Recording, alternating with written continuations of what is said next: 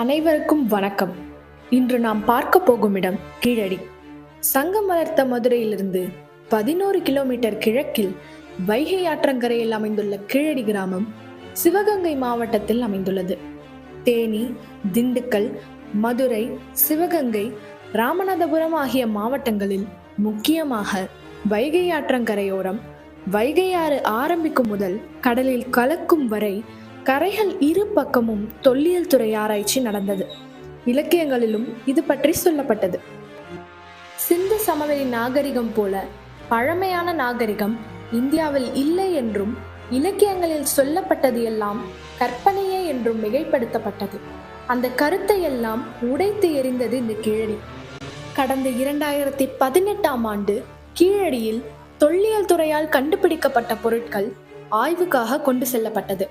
அங்கு கிடைத்த பொருட்களை வைத்து பார்க்கும்போது எந்தவித மதம் சம்பந்தப்பட்ட வழிபாட்டு பொருட்கள் எதுவுமே கிடையாது என்று பெருமையாக இருக்கிறது. அங்கு கிடைத்த எழுத்து வடிவம் 6ஆம் நூற்றாண்டை சேர்ந்த தமிழ் பிராமி வகையை சேர்ந்தது என்று ஆய்வில் கண்டறியப்பட்டுள்ளது. அதாவது சங்க காலத்திற்கு முன்பே கீழடி மக்கள் எழுத்து அறிவு பெற்று இருந்தார்கள் என்பது நமக்கு தெள்ளத் தெளிவாக தெரிகிறது. அதன் மூலம் தமிழ்தான் உலகத்தில் உள்ள மொழிகளிலேயே பழமையானது என்று நிரூபிக்கப்பட்டது. தமிழர்களாகிய நமக்கு இது எவ்வளவு பெருமை! படிக்கும்போது சிந்து சமவெளி நாகரிகம், மொஹஞ்சதாரோ நாகரிகம், ஆரியர், திராவிடர் என்று வகை வகையாக பிரித்தாலும் நம் தமிழ்நாட்டில் தாமிரபரணி ஆற்றங்கரையில் ஆதிச்சநல்லூர் என்ற இடத்தில் அகழ்வாராய்ச்சி மூலம் கிடைத்த பொருட்களும் வைகை ஆற்றங்கரையில் ஆறு ஆரம்பிக்கும் இடம் முதல் ராமநாதபுரம் கடலில் கலக்கும் வரை கிடைத்த அகழ்வாராய்ச்சி பொருட்களை வைத்து நம் தமிழ் மக்களின் நாகரிகம் ரொம்பவும் பழமையானது என்றே சொல்லலாம்.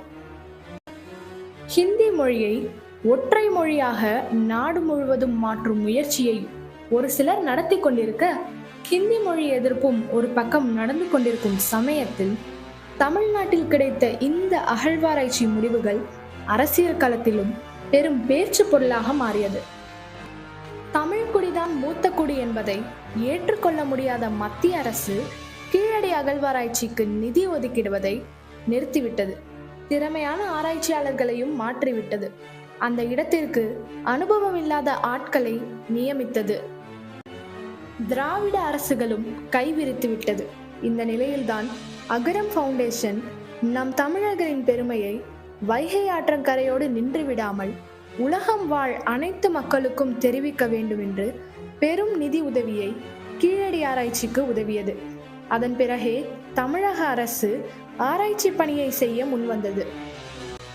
திறந்தவெளி மலம் கழிப்பது தேசிய அளவில் இன்று வரை பெரும் குறையாக பார்க்கப்படும் போது, சுமார் 2000 ஆண்டுகளுக்கு முன்பே தமிழர்கள் உலர் கழிப்பிடம் கட்டி ஆரோக்கியமாக வாழ்ந்தது நம் பெருமைதான். திறந்தவெளி கழிப்பிடமில்லாத கிராமம் என இன்றும் பெயர் பலகையில் எழுதி பெருமை கொள்கிறோம். ஆனால் வைகை கரையோரம் கிராமங்களில் கிடைத்த பொருட்கள் 2200 ஆண்டுகளுக்கு முன்பே பெரிய நகரத்து வாழ்க்கை வாழ்ந்தவர்கள் நம் தமிழர்கள் என்று தெரிய வந்துள்ளது. அங்கு கிடைத்த உறை கிணறு, சுடுமண் குழாய், வடிகால் அமைப்பு, உலர் கழிப்பிடம், பானை, தாழி, எடைக்கல், உலோக பாத்திரம், தங்க நகைகள், பாசிகள், எழுத்து வடிவம், ஓவிய வடிவம், ஆயுதங்கள், தந்தம், அலங்கார பொருட்கள், கல்வி முறை இவையெல்லாம் நகர நாகரிகம் இருந்ததற்கு ஒரு முழுமையான பெரிய ஆதாரங்கள் தற்போது வெளிக்கொண்டு வரப்பட்டுள்ளது. நம் முன்னோர்கள் வாழ்ந்த விதம் பார்த்தேன், பிரமித்து போனேன். நம் தமிழர்களின் நாகரிகத்தையும் நம் முன்னோர்களின் தொலைநோக்கு பார்வையையும் இப்பொழுது நினைத்து பெருமை அடைகிறேன். ஒருவேளை கண்ணகி எரித்த மதுரை மாநகர் இதுவாக இருக்குமோ என்று இன்னொரு குழப்பத்துடன் அங்கிருந்து விடை பெற்றேன். அங்கிருந்து கிளம்ப மனமில்லாமல் திரும்பி பார்த்து கொண்டே அந்த இடத்தை விட்டு நகர்ந்தேன். மீண்டும் ஒரு சுவாரஸ்யமான தகவலுடன் மீண்டும் உங்களை சந்திக்கிறேன். நன்றி.